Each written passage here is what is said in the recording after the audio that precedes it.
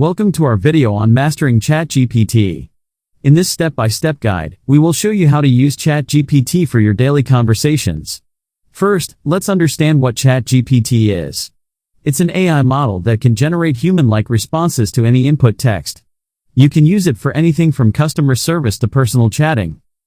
To get started, go to the Hugging Face website and select Auto for the model selection. Enter the prompt you want to talk about and ChatGPT will generate responses for you.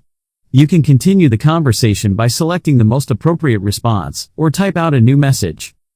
ChatGPT can be finicky, so keep in mind that it may generate responses that are irrelevant or inappropriate. Always check the generated responses before continuing the conversation. When using ChatGPT, it's important to provide context. Give as much detail as possible in your prompts to ensure the model understands the topic at hand. If you're using ChatGPT for business purposes, consider fine-tuning the model with your own data. This will help the model generate more accurate responses and better understand your customers' needs. Lastly, remember to practice good security habits. Do not share sensitive information over the chat and avoid giving out personal information. Thanks for watching this guide on mastering ChatGPT.